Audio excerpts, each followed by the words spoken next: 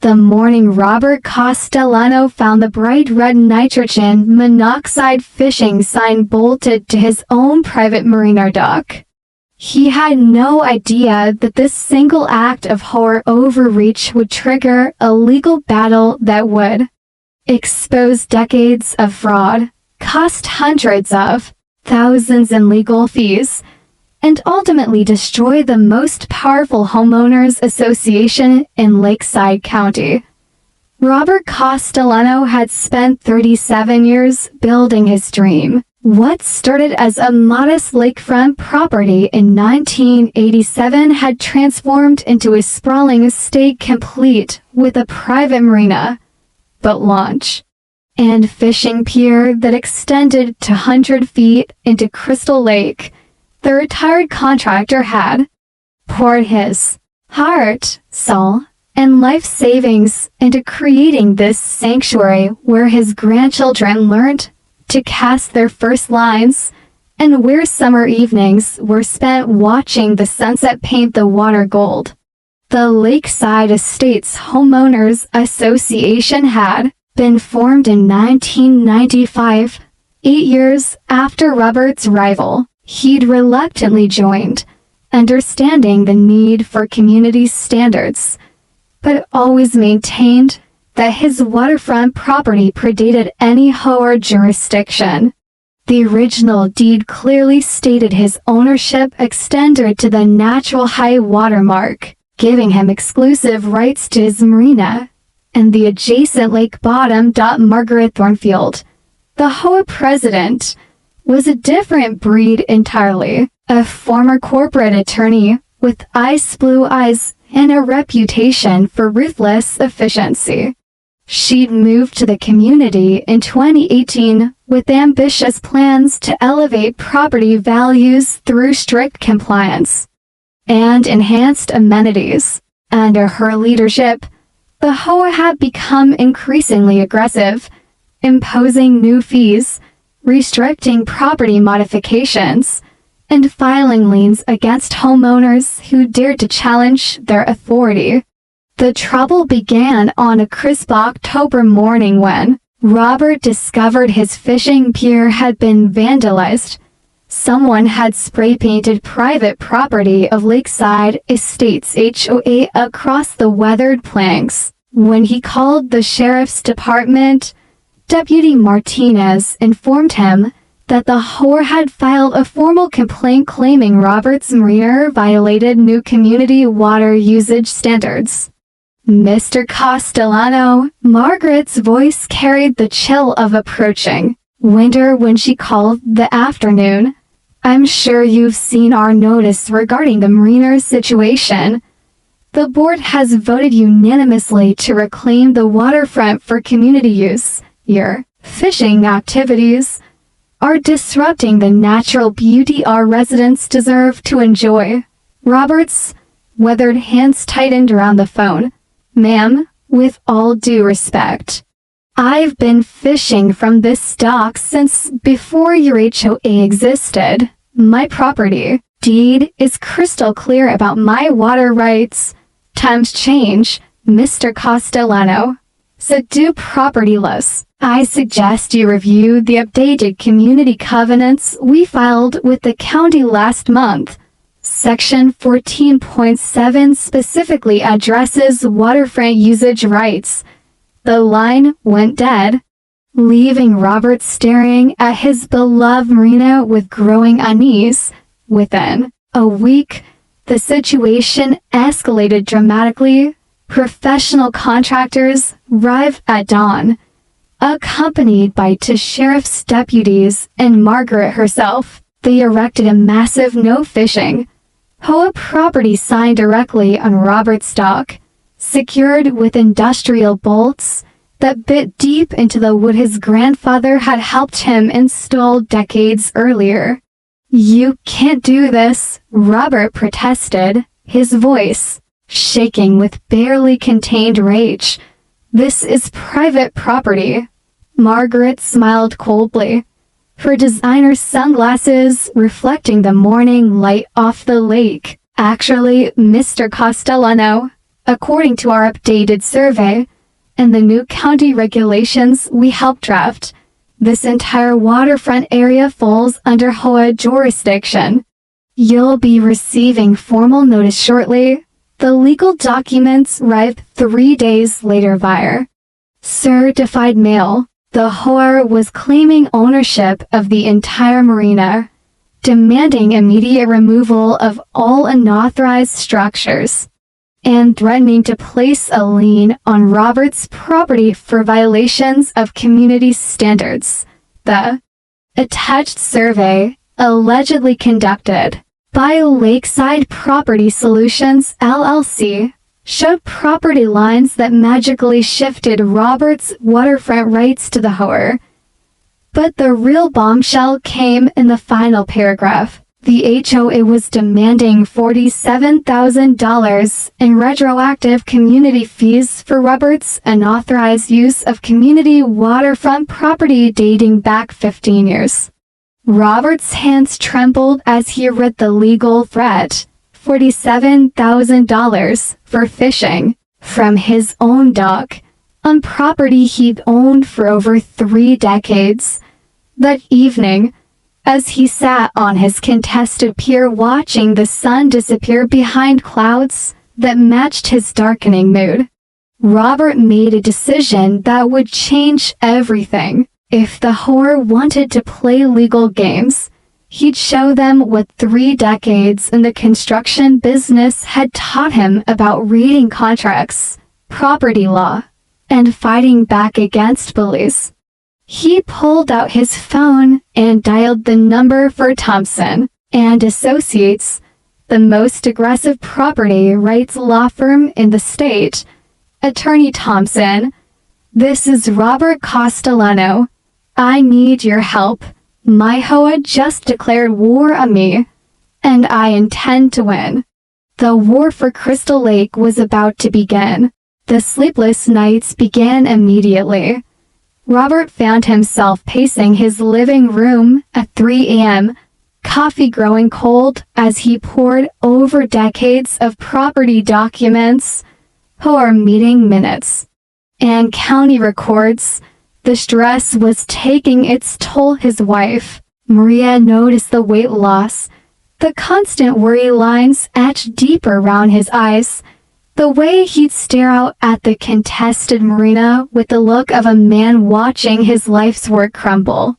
Attorney David Thompson was a bulldog in a $1,000 suit, with silver hair and the kind of courtroom reputation that made opposing counsel nervous. When he arrived at Robert's property for their first meeting, his expression shifted from professional interest to barely contained fury as he examined the HOA's legal documents. Robert, I've seen some audacious property grabs in my career, but this, Thompson held up the fraudulent survey, his jaw tightening. This is criminal. They've literally redrawn your property lines to steal your waterfront. The attorney's investigation uncovered the first shocking piece of evidence within a week. The Lakeside Property Solutions LLC that had conducted the survey was owned by Margaret Thornfield's brother-in-law, Carl Brennan. The surveying license they'd used belonged to a company that had been defunct for 3 years. They forged a survey using a dead company's credentials. Thompson explained, his voice deadly quiet. That's fraud, conspiracy, and probably racketeering under our ICO statutes. But Margaret and the HOA weren't backing down. When Robert refused to pay the $47,000 demand, they escalated their campaign of harassment. Anonymous complaints to the county claimed his marina was an environmental hazard. The fire department received concerned citizen reports about unsafe electrical installations on his dock. The health department was told he was operating an illegal fishing charter business. Each bogus complaint triggered official inspections that found nothing wrong. but cost Robert hundreds of dollars in fees and countless hours of anxiety. The message was clear: surrender the marina or face bureaucratic warfare until his spirit broke. The emotional toll was devastating. Robert's 8-year-old granddaughter Emma asked why the mean people had put up the ugly sign on their fishing spot. His grandson Jake, 16 and full of righteous anger, wanted to sneak out at night and tear down the signs himself. "Don't you dare," Robert warned him during a tense family dinner. "That's exactly what they want.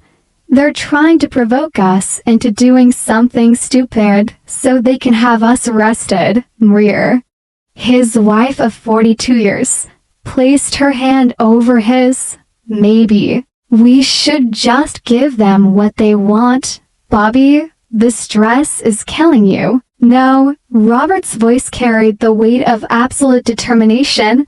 "I won't let them steal what we built, what your father helped us build. If I give in now, what's to stop them from taking the house next?" The breakthrough came from an unexpected source. Jenny Martinez, a young paralegal at Thompson's firm, was conducting routine research when she discovered something extraordinary in the county recorder's office. Buried in a box of miscellaneous documents from 1987 was the original environmental impact study conducted when Robert first built his marina.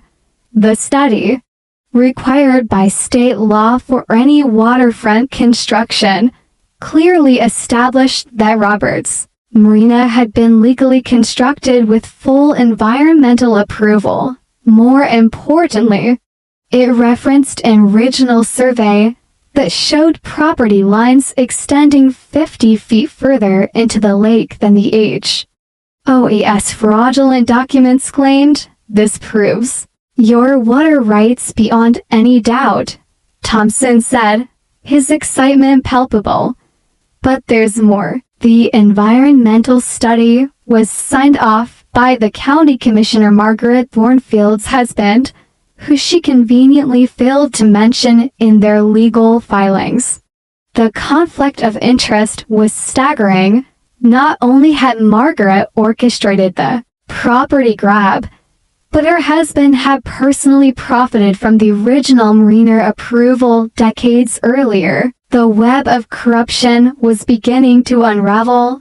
Thompson's team worked round the clock, uncovering more evidence of the HOA's fraudulent activities.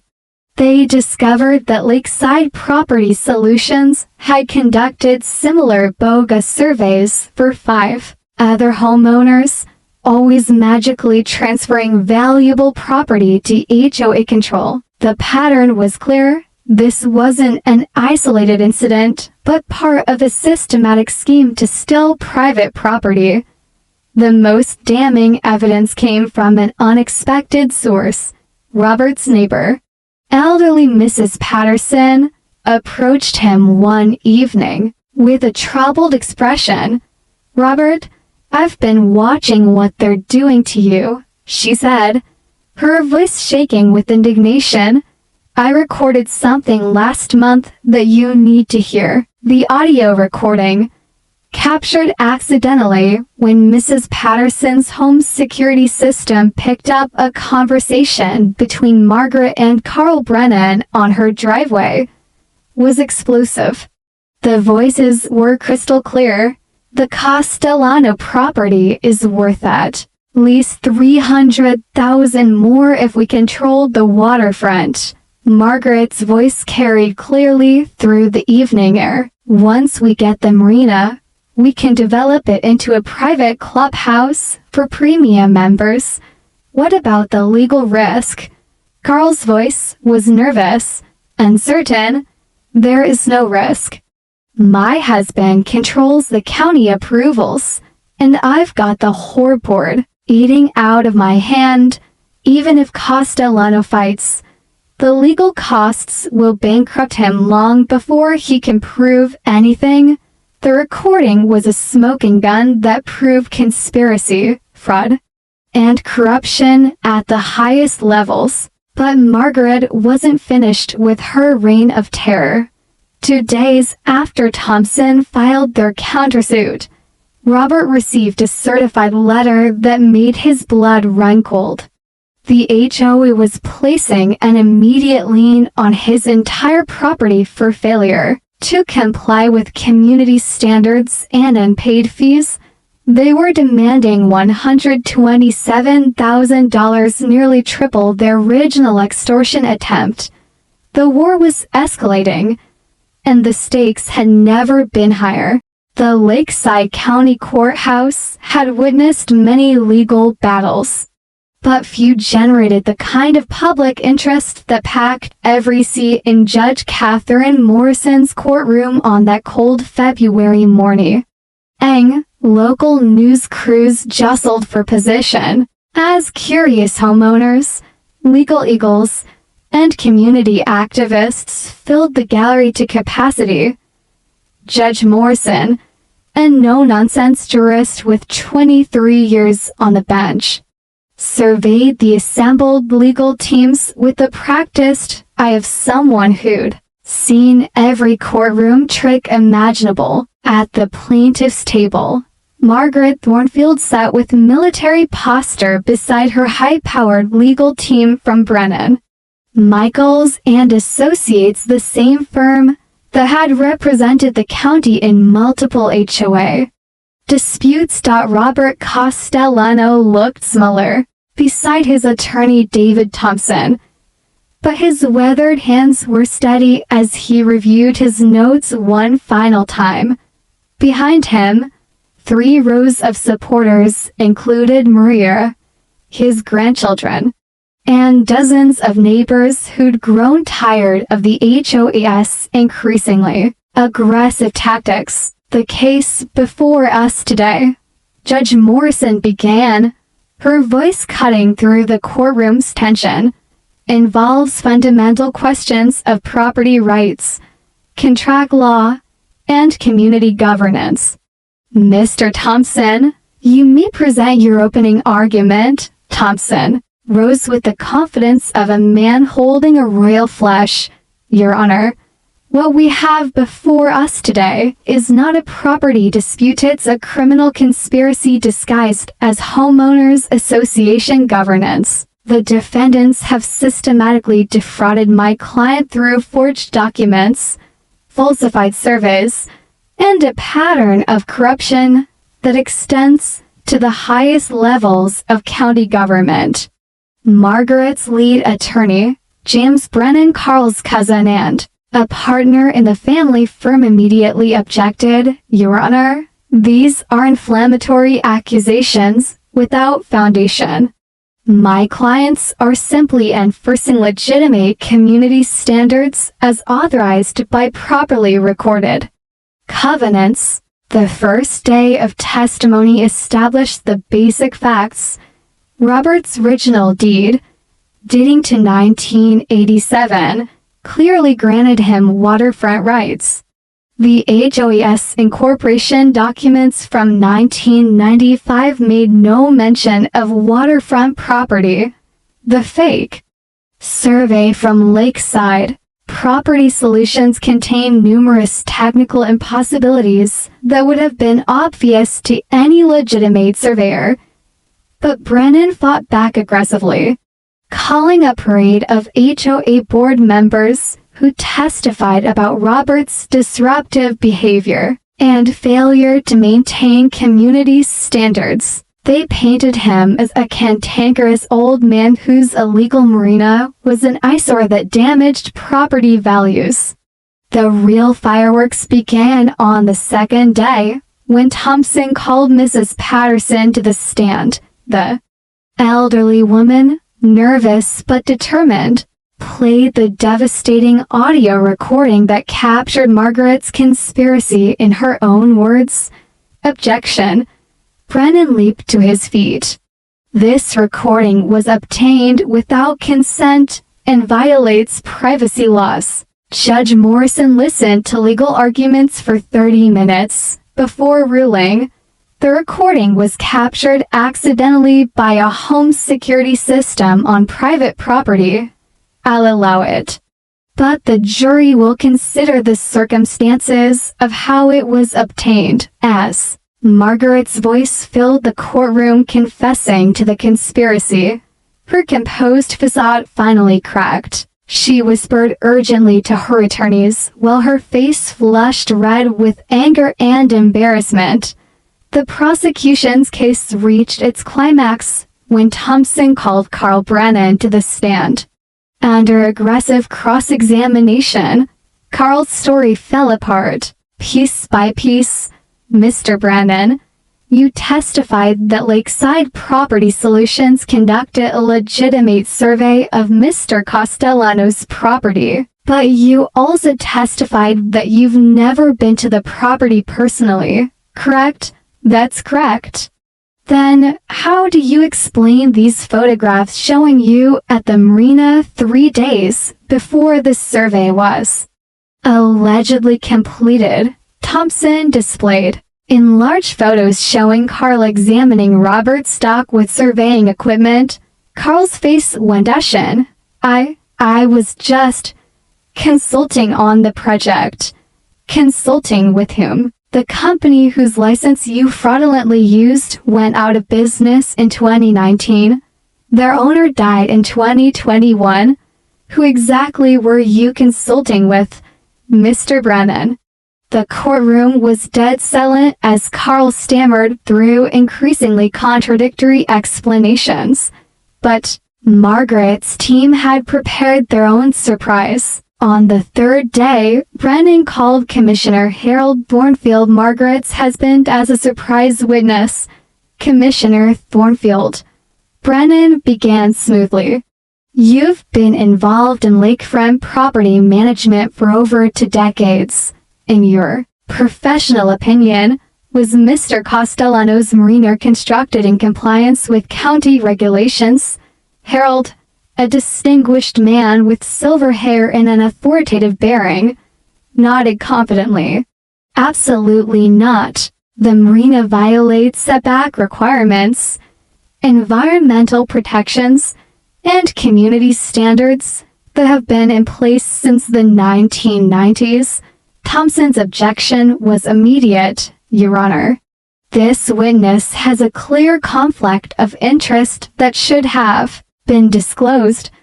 But Harold continued his testimony, systematically dismantling Robert's legal position with technical jargon and regulatory citations that seemed to legitimize the HOA's claims. The courtroom atmosphere shifted dramatically. Several jurors took extensive notes as the county commissioner explained why the marina was illegal and why the HOA had not only the right, but the obligation to reclaim the waterfront for community use. Thompson's cross-examination was brutal. Commissioner Thornfield, isn't it true that you personally approved Mr. Castellano's original marina construction in 1987? That was many years ago. Regulations have changed. Or your wife decided she wanted to steal valuable waterfront property. Objection. Argumentative. Sustained.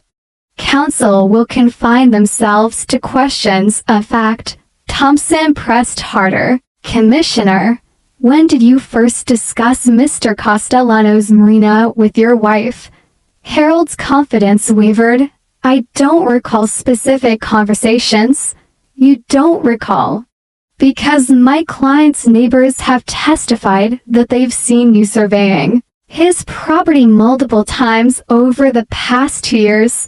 Were those official county inspections or personal reconnaissance for your wife's property grab? The question hung in the air like a loaded weapon as Harold struggled to maintain his composure.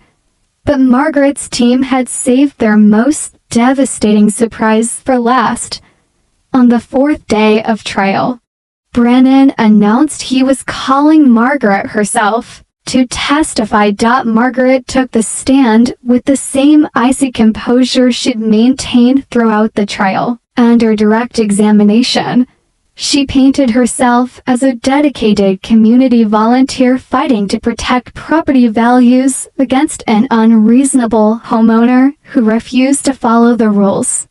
But Thompson's cross-examination revealed the true Margaret Thornfield: ruthless, calculating, and utterly without remorse. Mrs. Thornfield, you testified that the HOA's actions were motivated by community welfare. But isn't it true that you've personally profited from similar property acquisitions? I don't know what you mean. Thompson displayed a series of property records. These documents show that your family trust has purchased 5 properties in the past 3 years, all properties where the HOA first filed similar claims about violating community standards. Isn't that correct? Margaret's composure finally shattered. That's completely irrelevant to this case, is it? Because these documents also show that immediately after acquiring these properties, you developed them into rental units and vacation properties that generate substantial income. You're not protecting the community. Mrs. Thornfield, you're running a criminal enterprise that steals private property for personal profit. The courtroom erupted as Margaret's carefully constructed facade collapsed entirely. Her own attorney was frantically trying to object while she screamed accusations at Thompson, the judge, and even her own legal team. Judge Morrison gavelled for order as bailiffs moved to restore calm. But the damage was done. The jury had seen Margaret's true nature, and it was ugly. The trial was far from over, but the battle lines were now clearly drawn. The question was no longer whether the HOA had committed fraud, it was whether they would face justice for their crimes. The jury deliberated for 3 days. Each morning, Robert sat in the courthouse hallway with Maria, watching lawyers and reporters speculate about the delay. Some legal experts suggested the lengthy deliberation favored the defense. Complex fraud cases were notoriously difficult to prove beyond reasonable doubt. Others argued that the jury was simply working through the massive amount of evidence Thompson had presented. On Friday afternoon, the bailiff finally announced that the jury had reached a verdict. The courtroom filled quickly as word spread through the legal community. Margaret sat rigid beside her attorneys, her face a mask of controlled anxiety. Robert clutched Maria's hand as they took their seats behind Thompson's table. Judge Morrison called for order as the jury foreman, a retired engineer named William Cross, stood with the verdict forms. Has the jury reached a verdict in the matter of Castellano versus Lakeside Estates Homeowners Association? We have, Your Honor, on the charge of conspiracy to commit fraud. How do you find? Cross's voice carried clearly through the silent courtroom. We find the defendants guilty. The words hit Margaret like a physical blow. She slumped in her chair as murmurs swept through the gallery. On the charge of falsifying legal documents, guilty. On the charge of extortion under color of authority, guilty. Each verdict felt like another nail in the coffin of Margaret's elaborate scheme. But Thompson had prepared Robert for the possibility that criminal convictions wouldn't automatically resolve the civil property dispute. Judge Morrison addressed the civil claims next. Regarding the plaintiff's claim for damages and injunctive relief, Your Honor, Cross continued, we find in favor of the plaintiff and award damages in the amount of $340,000, plus attorney's fees and costs. We further order the immediate removal of all unauthorized signage, and the return of all marina property to Mr. Castellano. The courtroom erupted in applause. Robert felt tears streaming down his face as Maria hugged him tightly. 3 years of legal warfare had finally ended, in complete vindication.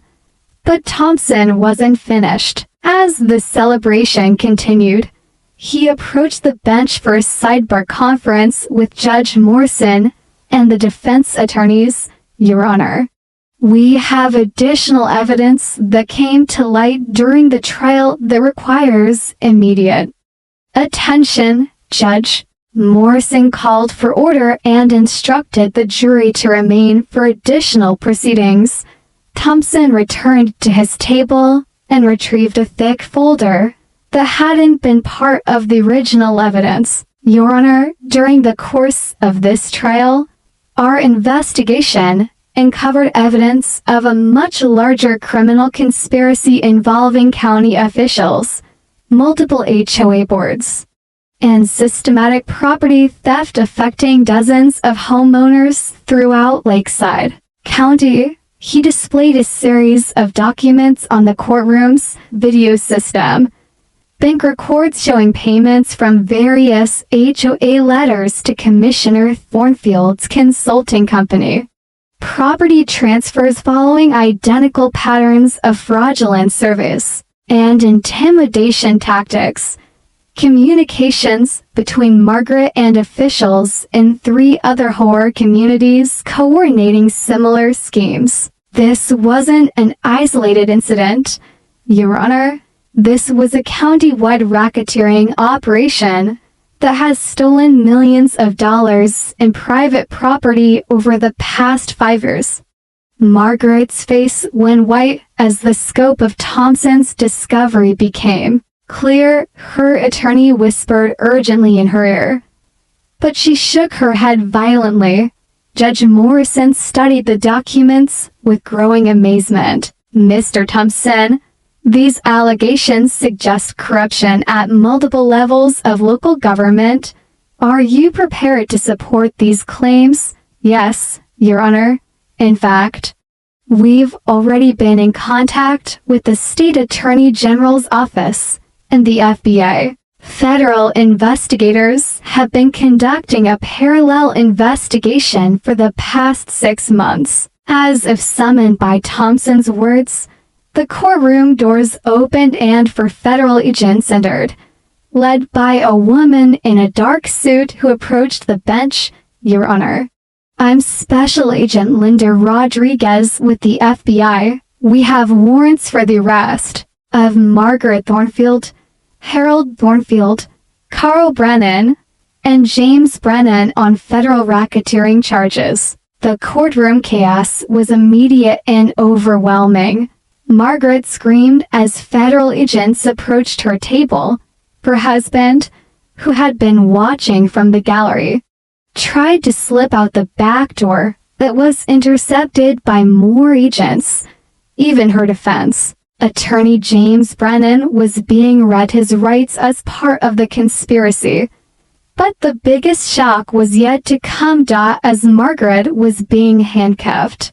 She turned toward Robert with a look of pure hatred. You have no idea what you've done, old man. You think this is over? My father owns half the judges in this state. I'll be out in 6 months, and I'll destroy you. Agent Rodriguez stepped forward with a grim smile. Actually, Mrs. Thornfield, your father won't be helping anyone. Judge Kenneth Morrison was arrested this morning on federal corruption charges, along with your brother Michael, your cousin David, and 8 other public officials in your family's network. The revelation hit the courtroom like a thunderbolt. Judge Catherine Morrison, no relation to the corrupt judge, stared in shock as the scope of the conspiracy became clear. Margaret's carefully constructed criminal empire hadn't just involved stealing Robert's marina. It was a multi-generational, organized crime syndicate that had infiltrated county government. the judicial system, and dozens of HOA boards throughout the region. They had stolen millions of dollars in private property, manipulated zoning laws, fixed legal cases, and corrupted public officials at every level. Robert Castellano's simple fight to keep his fishing dock had accidentally exposed one of the largest municipal corruption scandals in state history. As federal agents led the conspirators away in handcuffs, Robert stood in the empty courtroom with Marina and Thompson, trying to process what had just occurred. "I just wanted to fish from my own dock," he said quietly. Thompson smiled and shook his hand. "Robert, you did a lot more than that. You brought down a criminal organization that was destroying communities across the entire county. Dozens of families are going to get their stolen property back because you refused to give up." 6 months later, Robert sat on his restored Marina dock, watching his granddaughter Emma cast her line into the crystal-clear water of the lake. The ugly HOA signs were gone, replaced by a small plaque that read Castellano Family Marina, Estate, 1987. The criminal trials were still ongoing, but Margaret and her co-conspirators faced decades in federal prison. The corrupt HOA had been dissolved, its assets distributed to the homeowners they had victimized. Property values in the community had actually increased once the criminal organization was removed. But the most satisfying outcome was simpler. Robert could fish from his own dock again, surrounded by his family, in the sanctuary he had spent a lifetime building. As the sun set over Crystal Lake, painting the water in shades of gold and crimson, Robert reflected on the lesson he'd learned. Sometimes, standing up for what's right doesn't just protect your own property, it protects an entire community from those who would exploit and abuse their power. The marina was quiet except for the gentle lapping of waves against the dock and the excited whisper of his granddaughter as she felt a fish tug on her line. Some battles are worth fighting, no matter the cost, and sometimes justice really does prevail.